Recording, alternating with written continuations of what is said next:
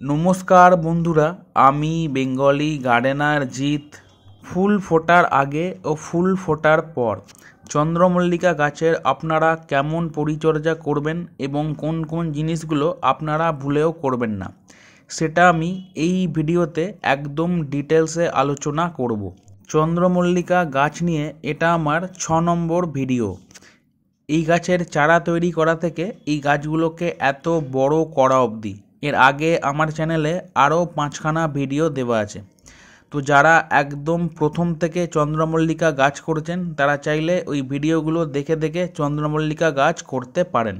এখন ডিসেম্বর মাস চলছে, অনেকেরই চন্দ্রমল্লিকা গাছে অলরেডি ফুল ফুটে গেছে বা অনেকের ফুল ফোটার মতো অবস্থায় চলে এসছে। তো এই সময় গাছের কি কি পরিচর্যা করবেন আসুন সেটা জেনে নিই। তবে তার আগে যারা আমার ভিডিও আজ প্রথমবার দেখছেন, এই ভিডিওটা যদি আপনাদের কোনো কাজের হয় তাহলে আমার চ্যানেলকে সাবস্ক্রাইব করতে ভুলবেন না।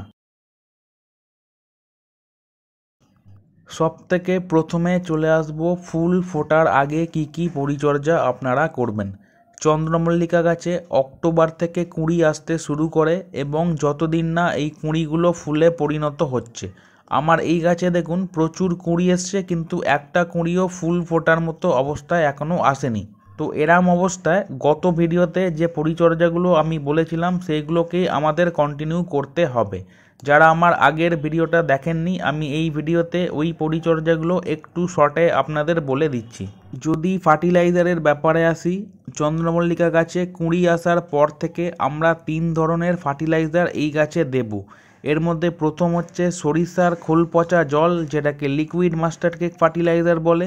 এটাকে আমরা প্রত্যেক 7 দিন অন্তর একবার করে গাছের টবে দিয়ে দেব। সরিষার খোল পচা জল হিসেবে আমরা গাছকে লিকুইড ফার্টিলাইজার দিচ্ছি, যেটা গাছ খুব তাড়াতাড়ি গ্রহণ করবে। তাছাড়া আমরা প্রত্যেক 15 থেকে 20 দিন অন্তর মিউরেট অফ পটাশ, যেটাকে লাল পটাশ বলে, এটাকে গাছের টবে দেব।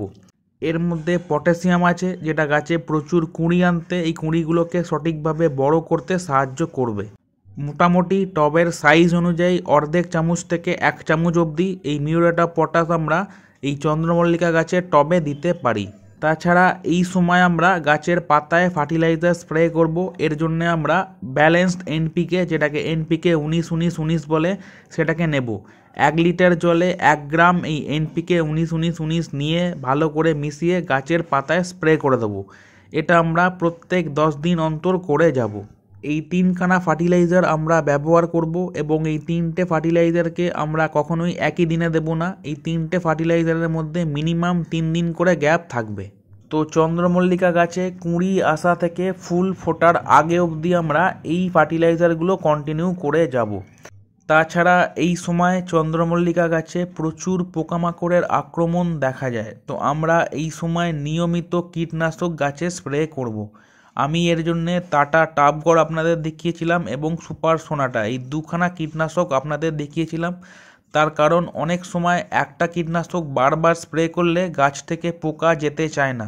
তো আমরা 2 ধরনের কীটনাশক নেব এবং ঘুরিয়ে ফিরিয়ে স্প্রে করব।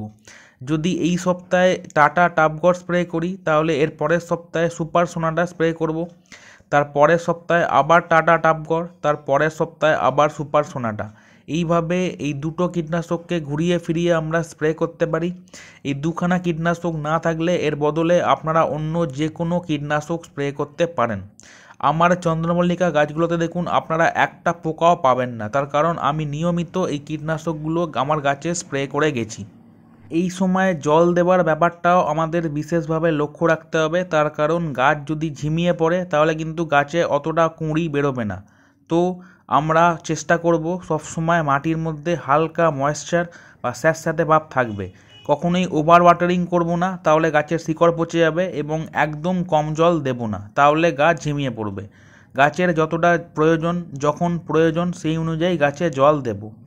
তাছাড়া এই সময় আমাদের গাছকে একদম ওপেনে বা ফুল সানলাইটে রাখতে হবে, তার কারণ চন্দ্রমল্লিকা গাছে এই কুঁড়িগুলোকে বড় করতে এবং কুঁড়িগুলোকে ফুলে পরিণত করতে গাছে প্রচুর এনার্জির দরকার পড়বে, এবং আমরা সবাই জানি যে কোনো গাছ নিজের এনার্জি সূর্যের আলো থেকে পায়।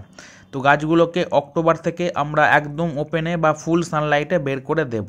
গাছ প্রচুর বড় হয়ে গেলে কোনো একদিকে হেলে পড়বে, তাই জন্য আমাদের এই গাছে সাপোর্ট দিতে হবে। আপনারা মাঝখান থেকে একটা লাঠি এইভাবে দিতে পারেন, নয়তো চারদিক থেকে রিং পরাতে পারেন। তাছাড়া প্রত্যেক 3 থেকে 4 দিন অন্তর গাছগুলোকে আমরা একটু করে ঘুরিয়ে দেব, যাতে গাছ সব দিক থেকে সমানভাবে সূর্যের আলো পায় এবং সব কটা কুঁড়ি সমানভাবে বেড়ে ওঠে। চন্দ্রমল্লিকা গাছে কুঁড়ি আসা থেকে ফুল ফোটার আগে অবধি এই পরিচর্যাগুলো আমাদের করতে হবে। এরপর চলে আসবো ফুল ফোটার পর আপনারা চন্দ্রমল্লিকা গাছের কি পরিচর্যা করবেন। আমার এই চন্দ্রমল্লিকা গাছে দেখুন ফুলগুলো ফোটা আরম্ভ হয়েছে বা কুঁড়িগুলো বাস্টিং করতে শুরু করেছে।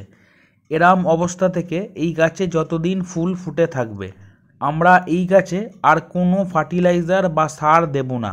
তার কারণ চন্দ্রমল্লিকা গাছে সব কটা কুঁড়ি একসাথে আসে, সব কটা ফুল একসাথে ফোটে। এই ফুলগুলো ফুটে শুকিয়ে যাবার পর নতুন করে গাছে আর কুঁড়ি আসবে না। তো যখন থেকে এই গাছে ফুল ফোটা আরম্ভ হবে তখন থেকে আমরা এই গাছে আর কোনো ফার্টিলাইজার বা সার দেব না। এতদিন অবধি আমরা যা যা ফার্টিলাইজার বা সার দিয়ে গেছি এই সব কিছু আমরা দেওয়া বন্ধ করে দেব। তাছাড়া এই সময় আমরা গাছে আর কোনো কিছু স্প্রে করব না। এতদিন আমরা গাছে ফার্টিলাইজার স্প্রে করছিলাম, কীটনাশক স্প্রে করছিলাম, আবার অনেকেই ছত্রাকনাশকও স্প্রে করছিলেন। কিন্তু যখন থেকে এই ফুলগুলো ফোটা আরম্ভ হবে তখন থেকে আমরা গাছে আর কোনো কিছু স্প্রে করব না। তার কারণ চন্দ্রমল্লিকা ফুলের ওপর জল পড়লেই কিন্তু ফুলগুলো পচে গিয়ে নষ্ট হয়ে যায়। তো আমরা লক্ষ্য রাখবো এই ফুলগুলোর ওপর জল জাতীয় কোনো জিনিস না পড়ে। আমরা এই সময় আর কোনো কীটনাশক, ছত্রাকনাশক, ফার্টিলাইজার আর কোনো কিছু স্প্রে করব না। এই সময় সবথেকে গুরুত্বপূর্ণ ব্যাপারই হচ্ছে এই ফুলগুলোকে জলের হাত থেকে বাঁচানো। তাছাড়া এই সময় টবে জল দেওয়ার ব্যাপারটা আমাদের বিশেষভাবে লক্ষ্য রাখতে হবে। এই গাছের টবের মাটিতে আমরা সব সময় হালকা ময়েশ্চার বা স্যাঁতস্যাঁতে ভাব মেনটেন করার চেষ্টা করব। তার কারণ যদি এই গাছের টবের মাটি একদম শুকিয়ে যায় তাহলে গাছ ঝিমিয়ে পড়বে, সেই ক্ষেত্রে ফুলগুলো বেশি দিন লাস্টিং করবে না। মাটিতে ময়েশ্চার মেনটেন করতে গিয়ে আমরা কখনোই এক্সেস বা ওভার ওয়াটারিং করে ফেলবো না, তাহলে গাছের শিকড়গুলো পচে যাবে। মোটামুটি মাটির মধ্যে হালকা ময়েশ্চার বা স্যাঁতস্যাঁতে ভাব থাকবে, কিন্তু একদম শুকিয়ে যাবে না। এইভাবে আমরা গাছে জল দেব। তাছাড়া এই সময় মাটির নিচে থেকে যে সাকারগুলো বেরোবে, যে নতুন গাছগুলো বেরোবে, সেইগুলোকে আমরা বাঁচিয়ে রাখবো। তার কারণ এই গাছগুলো থেকেই আমরা পরের বছর আবার নতুন করে গাছ তৈরি করতে পারি। ফুল ফোটার আগে অবধি যে সাকারগুলো বেরোবে সেগুলোকে আমরা কেটে ফেলে দেব, কিন্তু যে সময় থেকে গাছে ফুল ফুটে যাবে তারপর যে সাকারগুলো বেরোবে এইগুলোকে আমরা পরের বছরের জন্য বাঁচিয়ে রাখবো। গাছগুলোকে এই সময় কোন জায়গায় রাখবো যদি এই ব্যাপারে আসি, এই সময় গাছগুলোকে আমরা ফুল সানলাইটে রাখতে পারি, নয়তো সেমি শেডে রাখতে পারি, কিন্তু একদম অন্ধকারে রাখবো না। তার কারণ এই গাছের এই ফুলগুলোকে ফুটিয়ে রাখতে গাছের প্রচুর এনার্জির দরকার পড়বে এবং গাছ নিজের এনার্জি সানলাইট বা সূর্যের আলো থেকে পায়।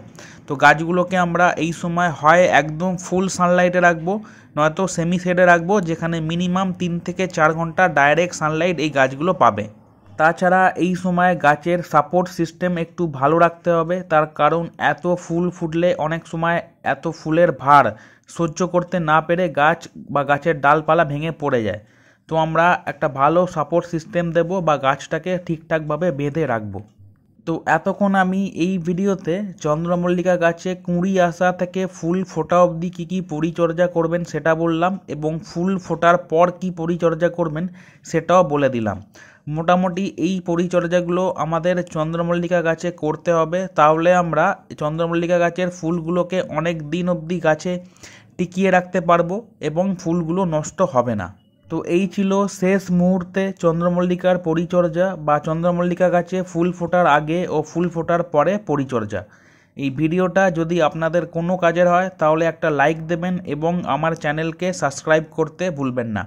তো আজকের ভিডিওটা এখান অবধি রইল, দেখা হবে এর পরের ভিডিওতে।